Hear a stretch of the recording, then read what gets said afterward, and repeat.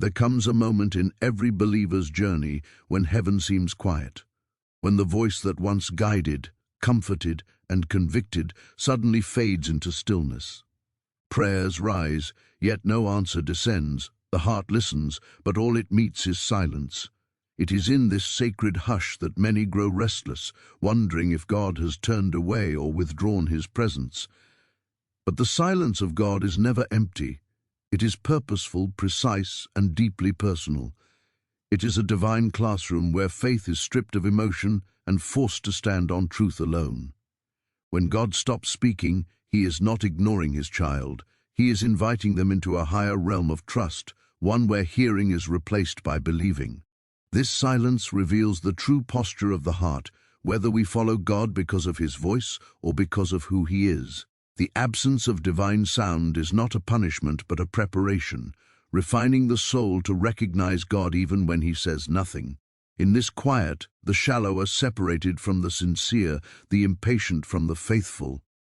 For those who endure the silence, what returns is not merely the voice of God, but a deeper awareness of his presence, one that no silence can ever erase.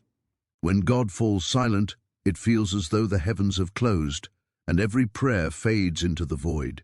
Yet, in this stillness lies one of the most profound workings of the Spirit, the divine examination of faith.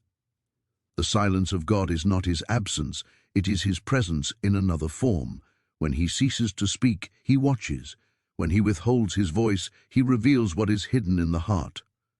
God's silence is a mirror, reflecting the depth of our trust, the purity of our motives, and the substance of our faith. Many seek the sound of his voice because they rely on feeling rather than conviction. But when the voice stops and the comfort of divine communication is withdrawn, the believer stands naked before truth, forced to decide whether faith depends on hearing or believing. This silence often follows seasons of revelation. God speaks, instructs, promises, and then he becomes still, as if retreating to see whether his word has taken root. It is a holy test, not of memory but of trust. The question is not whether we remember what he said, but whether we will still believe it when every circumstance seems to contradict it. It is easy to trust God when his presence feels near, when his word flows freely, when signs confirm his favor. But faith is not proven in the light, it is forged in the dark. When God stops speaking, the heart that truly believes continues walking as though he still does. That is the essence of mature faith, to act on what he has already said even when he says nothing more. In this silence, the flesh begins to panic. Doubt whispers that God has departed, that something is wrong, that prayers are no longer reaching heaven. But the Spirit within quietly reminds us that silence does not equal absence. Just as a teacher remains silent during the test, so God withdraws his voice to observe the strength of what he has already taught. The silence is the space between instruction and promotion, the proving ground of spiritual maturity. It separates those who seek experiences from those who seek obedience. For many, the silence becomes unbearable, leading them to chase after noise, new words, new signs, new revelations, anything that feels like movement. Yet this restlessness only delays growth. God's silence demands stillness, and only in stillness can faith deepen. When the believer stops demanding to hear and begins resting in what has already been heard, peace begins to form. The silence, which once felt like abandonment, becomes sacred communion, a silent companionship between Creator and creation. It is the moment when faith ceases to depend on sound and begins to draw from presence. God's silence teaches that his word is enough, that his promises do not expire when his voice grows quiet. What he said once is still true now. The divine silence is not punishment but promotion, a higher call to walk not by hearing but by unshakable belief. It is there, in that sacred quiet, that faith ceases to be a feeling and becomes life itself. When God becomes silent, faith is no longer sustained by feeling but by truth. This is the moment when every believer must learn what it truly means to walk by faith and not by sight. In the early stages of spiritual life, we depend heavily on emotion, the sense of God's nearness, the warmth of His presence, the comfort of His words. But these are only training grounds for a deeper reality.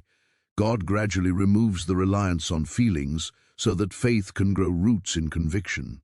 When His voice no longer stirs the heart and the emotional assurance fades, the question arises, will we still trust what He has said? True faith begins where emotion ends, and when heaven is quiet, that faith is tested in its purest form. This silence teaches the believer that the presence of God is not dependent on sensory experience. It breaks the illusion that spirituality is measured by what we feel. Faith without feeling is not a lesser faith, it is a refined one. God deliberately allows seasons when His nearness is no longer felt, so that the soul learns to rely on His word alone. It is easy to rejoice when prayers are answered and His presence is tangible, but faith's truest beauty is revealed when nothing is felt and yet obedience continues. When the believer can no longer sense God but still chooses to love Him, to pray and to trust, that is when the Spirit finds freedom to perfect divine life within. The silence of God often exposes how dependent we have become on spiritual emotions rather than on the eternal Word. Feelings fluctuate, but truth stands unmoved. When God seems far, His truth is not. The Word remains constant, reminding us that He will never leave nor forsake us. In silence, the believer learns to lean on that truth as a living reality, not as a verse to quote. It becomes the lifeline that anchors the soul against the storm of doubt. Faith without feeling is not blind. It sees beyond the visible, beyond the emotional, into the eternal certainty of who God is. When emotions no longer validate belief, the believer finally understands that faith does not rest on comfort, but on confidence. In this silent discipline, God is not withdrawing His love. He is deepening it. He teaches the believer that love for Him must exist without the constant assurance of feeling loved in return. This is not coldness, but maturity. When faith stands firm without emotional proof, it becomes unshakable. The believer who can trust God in silence will never be moved by circumstance again. The absence of divine expression becomes a hidden gift, for it purifies the relationship from dependency and transforms it into intimacy. In this stillness, the soul learns that faith is not a response to voice or vision, but to the unchanging character of God Himself.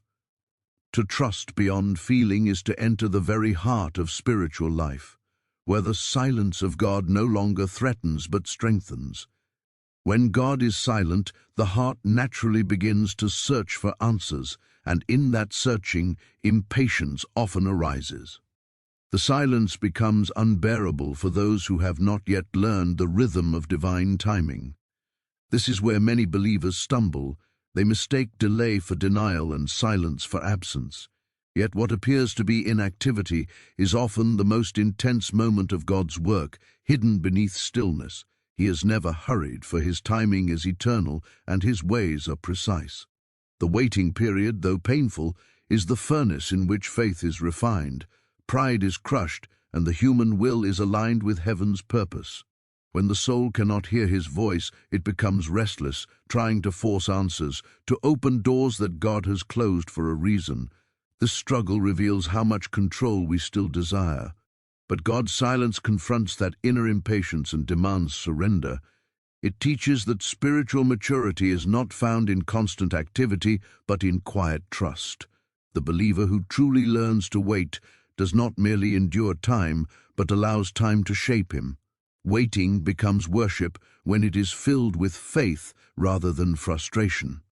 In this sacred pause, the believer learns that God's delays are not punishments but preparations.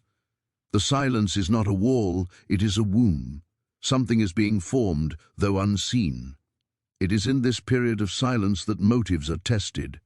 Many seek God's voice to gain clarity for their plans, not to know His will. When heaven remains quiet, self-centered desires are exposed. Impatience drives us to move ahead of God, to act out of fear rather than faith. But those who wait though the silence stretches endlessly, discover a peace that surpasses understanding. They come to realize that trust is not proven when everything moves smoothly, but when nothing moves at all. Faith that survives the stillness is the faith that reigns with God. During divine silence, the enemy often whispers lies, that God has forgotten, that he no longer cares, that our prayers are meaningless. Yet every moment of waiting is recorded in eternity. God's silence is not neglect, it is design. He uses it to train the heart to discern his will not by impulse but by intuition, not by noise but by knowing. The believer who refuses to act until God speaks develops a strength that cannot be shaken. Such restraint becomes power. In time, those who endure the silence with faith find that when God finally speaks, his voice carries deeper weight. What once felt like abandonment becomes revelation. The long stillness teaches the believer that God's timing is always purposeful, never accidental. Every delay was building character, every unanswered prayer was forming dependence, and every quiet moment was an invitation to deeper intimacy. When impatience dies and trust lives, the believer no longer fears silence. He begins to recognize it as one of God's most profound ways of speaking. When God becomes silent, one of the greatest battles a believer faces is the temptation to doubt his presence. In the absence of divine communication, the heart feels abandoned, and the mind begins to question everything once believed with certainty. It is in these moments that the believer must confront the tension between faith and emotion, between what is felt and what is known. The silence of God is not meant to create despair, but to mature trust. It invites the believer to continue walking even when the path ahead is cloaked in darkness. The silence demands faith that does not depend on sight, a trust that remains firm even when every sense screams for reassurance. This stage is a spiritual test that reveals the foundation of one's faith. When prayers seem unanswered and guidance appears withdrawn, the question arises: do we trust God for what he gives or for who he is?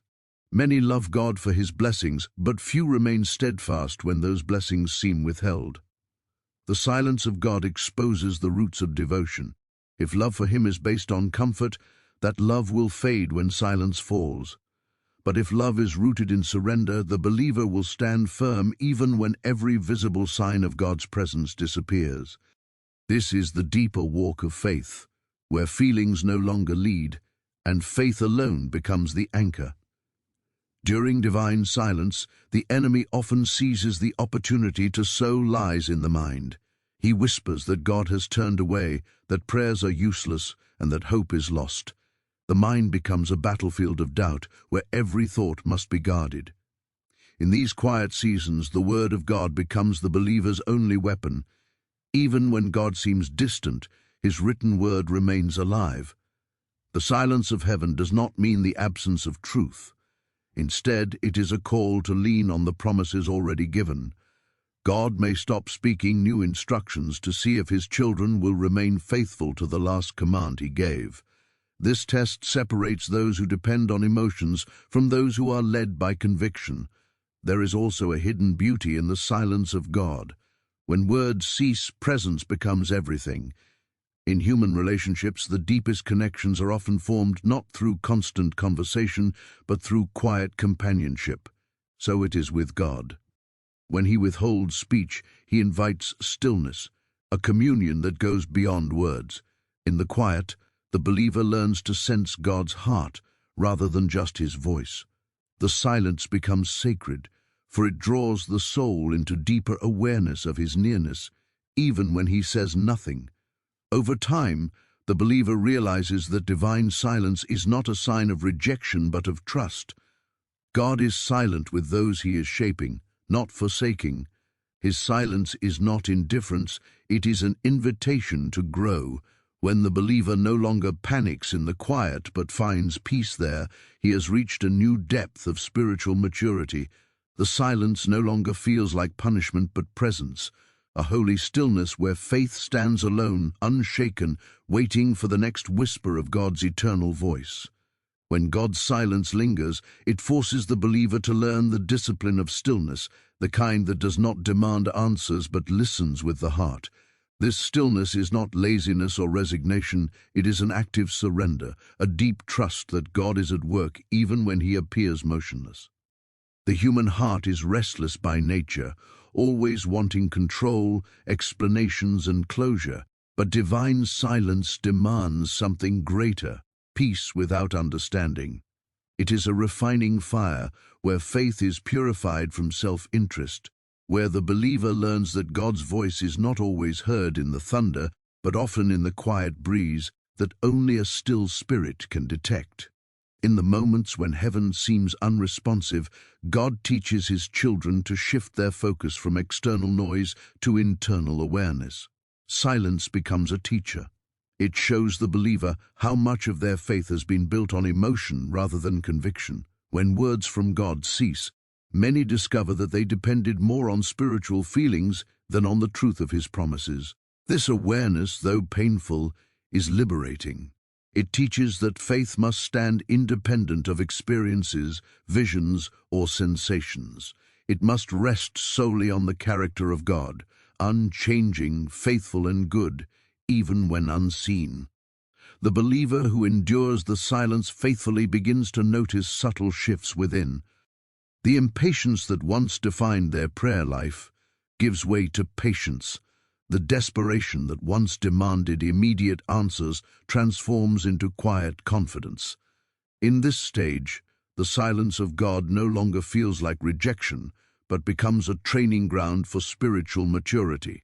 It is where the soul learns to trust the timing of heaven, knowing that every silence has purpose, every delay has meaning, and every unanswered prayer is still heard. The waiting heart begins to realize that God is not absent. He is preparing. He is cultivating depth, character, and resilience that could not be formed in seasons of constant revelation. This stillness also reveals how dependent humans have become on noise, even spiritual noise. Many mistake busyness in ministry or the flood of religious activity as signs of divine presence. But when God withdraws his voice, he exposes how much of that activity is human-driven rather than spirit-led. The believer learns to value simplicity again. Quiet prayer, humble obedience, listening more than speaking. This simplicity creates space for God to move, not through emotional highs, but through inner transformation. Silence becomes the soil where spiritual roots deepen, where the believer learns to live by faith rather than by feeling. Ultimately, divine silence trains the soul to rest. The believer stops striving to make God speak and instead abides in his unspoken presence. In that quiet, peace blooms, not because circumstances have changed, but because trust has. The silence becomes sacred, transforming anxiety into assurance, confusion into confidence. The believer who has walked through this quiet fire emerges stronger, calmer, and wiser, having learned that God's greatest lessons are often whispered in his stillness. The absence of his voice becomes the presence of his hand, gently shaping the soul into one that trusts even when heaven is silent.